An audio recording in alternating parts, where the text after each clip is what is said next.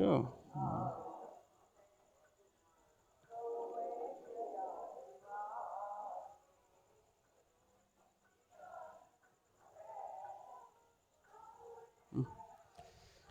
Hello everybody, I welcome all of you on my YouTube channel, and here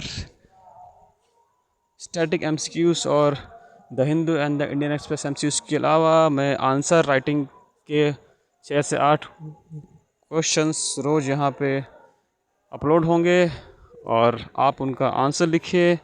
और अगर आप अपने answers हमें भेजना चाहते हैं तो या तो यूट्यूब में अपना स्नैपशॉट लेके, और या तो यहाँ पे मैंने नीचे अपने व्हाट्सएप का एड्रेस भी ऐड किया हुआ है जो कि आंसर राइटिंग का है, तो आप उसको भी ऐड कर सकते हैं। और वहाँ पे और भी एस्पिरेंट्स होंगे जिनके रोज़ाना वहाँ पे आंसर्स आएंगे। तो अगर आप अपनी आंसर राइटिंग स्किल को इम्प्रूव करना चाहते हैं तो वो व्हाट्सएप ग्रुप को ऐड कर लीजिएगा और वहाँ पे भी आप अपने आंसर्स को अपलोड कर सकते हैं। खिलाफत आंदोलन की प्रकृति पर व्याख्या कीजिए और असहयोग आंदोलन के गठन में इसकी भूमिका को उजागर कीजिए। अगला सवाल, चौरी चौरा की हिंसा के जवाब में असहयोग आंदोलन को वापस लेने के लिए गांधी जी के फैसले ने एक विवाद खड़ा कर दिया, भ्रम पैदा किया और गांधीवादी नेतृत्व पर सवाल उठाया। आंदोलन को अपने चरम पर वापस लेने के निर्णय का समालोचनात्मक परीक्षण कीजिए। उज्ज्वला 2.0 प्रधानमंत्री उज्ज्वला योजना निश्चित रूप से एलपीजी के पुराने संस्करण की तुलना में एलपीजी तक पहुंच में सुधार की दिशा में एक सही कदम है, लेकिन जब तक संरचनात्मक बाधाओं को दूर नहीं किया जाता तब तक गरीबों को इसका उचित लाभ नहीं मिल सकता है। इसका मूल्यांकन कीजिए। अगला सवाल, जैसे ही विशेषज्ञ एक आसन्न तीसरी लहर के खतरे की घंटी बजाते हैं, देश भर में वैक्सीनेशन में तेज़ी लाने की निश्चित आवश्यकता है। हालांकि बच्चों के लिए वैक्सीनेशन रणनीति से संबंध में एक दुविधा है।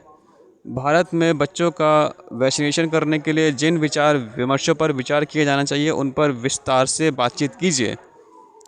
अगला सवाल, एमएसएमई देश के आर्थिक और सामाजिक विकास के लिए अपरिहार्य है। एसएमएमई के क्षेत्र को मौजूदा चुनौतियों का सामना करने के लिए सशक्त बनाने की आवश्यकता है ताकि यह वास्तव में देश की अर्थव्यवस्था के लिए एक रणनीतिक संपत्ति हो। इसकी व्याख्या कीजिए। एंड पिछले कुछ वर्षों में भारत में चक्रवातों की बढ़ी हुई आवृत्ति को ध्यान में रखें जो पहले की तुलना में बहुत गंभीर और विनाशकारी है। उनसे उत्पन्न होने वाली मानवीय और आर्थिक लागतों को कम करने के लिए अल्पकालिक और दीर्घकालिक उपायों का सुझाव भी दीजिए। और आज का आखिरी सवाल एथिक्स से है। नैतिक सापेक्षवाद के बारे में आपकी क्या समझ है? विभिन्न आयामों की व्याख्या कीजिए और जिनमें नैतिकता भिन्न होती है। So thank you so much, and like and subscribe my YouTube channel, and it's my humble request that forward my videos and my YouTube channel as much as you can among your students and on your WhatsApp. And apart from this, if you want to ask anything, so you can ask me in the comment section, I will answer them. And also if you want any extra videos, then I will record you. So whatever you want to write, just write in the comment section. Okay. And also write your name and WhatsApp number. It will be helpful for me. So thank you so much.